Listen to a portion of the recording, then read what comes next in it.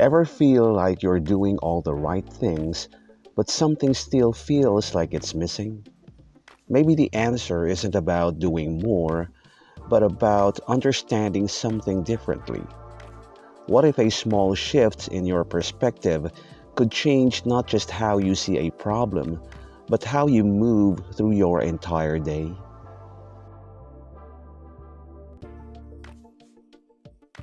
This course is a masterclass in subverting expectations and using double meanings to explore themes of emotional neglect and yearning. The opening line, "I get wet at the thought of you being a responsible guy," immediately grabs attention with its boldness. On the surface, it plays with a sexual innuendo, but the true depth is emotional.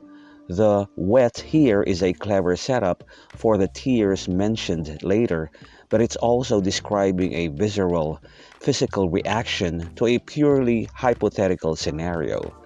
She's not turned on by reality, but by a fantasy. The idea of a partner who is simply mature, reliable, and emotionally present. A responsible guy.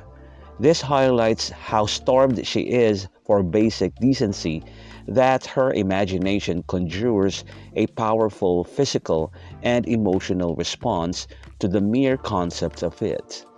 The fantasy continues with him, "treating me like you're supposed to do." This line is dripping with irony and disappointment.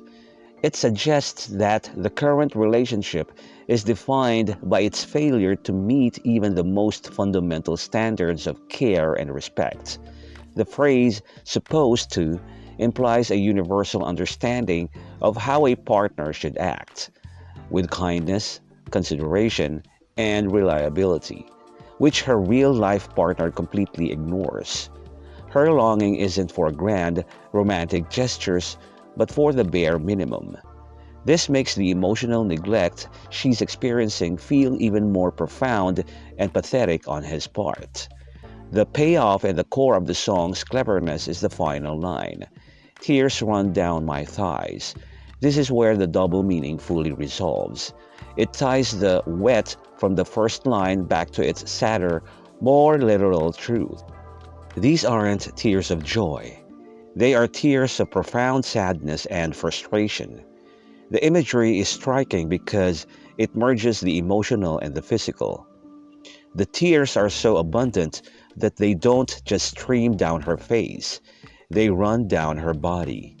This powerfully visualizes how her sadness is all consuming, affecting her entire being. It's a raw and vulnerable admission that the fantasy of being treated well is so potent and so far from her reality that it ultimately reduces her to tears. The chorus, therefore, becomes a heartbreaking loop. She fantasizes about basic respect, which is so unattainable it makes her cry, and those tears are the physical proof of her unmet needs.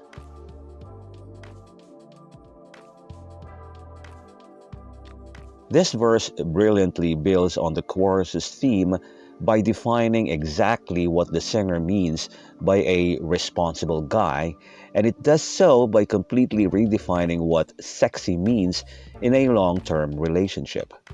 The lyrics argue that true attraction is built on shared domestic labor and emotional maturity, not just grand gestures or physical chemistry. The opening line, "A little initiative can go a very long way," sets the stage. Initiative is the key word here. It's about him noticing what needs to be done and doing it without being asked or nagged. This is presented as the ultimate catalyst, something that would massively impact her feelings and the relationship's dynamic. She then gives a perfectly mundane example. "Baby, just do the dishes. I'll give you what you want." This line is a powerful statement. It directly links the act of domestic responsibility, "do the dishes," with romantic and sexual reward, "I'll give you what you want." It flips the additional script where one partner might do chores to avoid a fight. Here, It's framed as an active turn on, a direct path to intimacy. It suggests that his current failure to contribute is the very thing killing her desire. Her "what you want" is conditional on him first stepping up. The next line drives this point home even further. A little communication, yes, that's my ideal foreplay. This is the emotional core of the verse. She explicitly states that emotional connection, talking, sharing, being open and honest, is what truly arouses her. By calling it foreplay, she elevates it to the same essential prerequisite level as physical intimacy. It's not just a nice bonus, it's the fundamental act that builds the desire for everything else. This redefines foreplay from a physical act to an emotional and communicative one. Finally, she uses the quintessential test of modern relationships. Assemble a chair from IKEA. This is a genius, relatable choice. IKEA furniture assembly is a universal symbol of frustrating, tedious, collaborative work that requires patience and teamwork. Her reaction to him simply doing this task, I'm like, is a sound of being impressed and turned on. It signifies that seeing a partner be competent, patient, and helpful in tackling life's boring chores is, to her, incredibly attractive. It completes the picture. Her fantasy isn't about a knight in shining armor. It's about a partner who isn't another child she has to manage.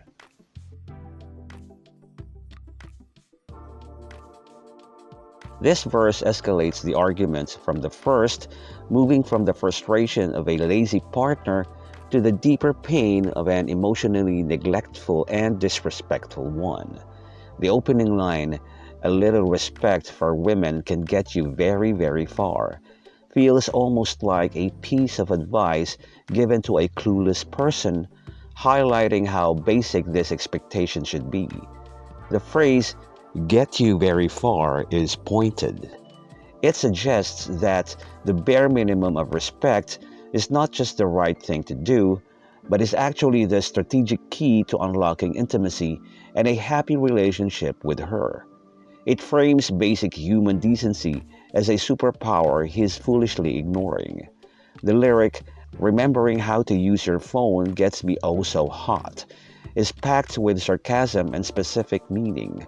In a modern context, using your phone almost certainly refers to communication, texting back, calling, making plans, or just generally not using the phone as a tool for ignorance or avoidance. The sarcasm in calling this hot underscores how absurd it is that she even has to ask for this level of engagement. It's not actually hot. It's the expected standard of communication, and his failure to meet it is such a glaring issue that its mere correction would be a massive turn on simply because it's so rare.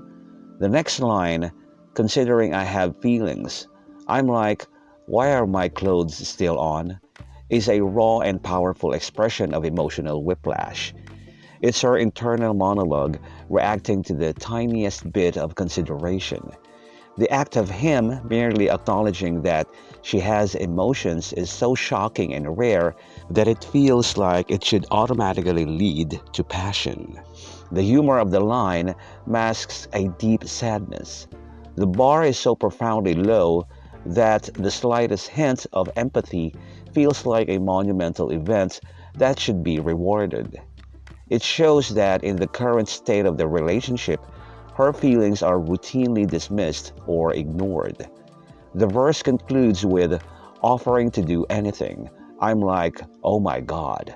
This is the culmination of her exasperation. The offer to do anything is likely not about a grand gesture, but about finally taking some initiative, any initiative, to lessen her mental or physical load. Her reaction, oh my God, is one of sheer, stunned disbelief. It's not excitement in the traditional sense. It's the shock of seeing him finally participate as a willing partner.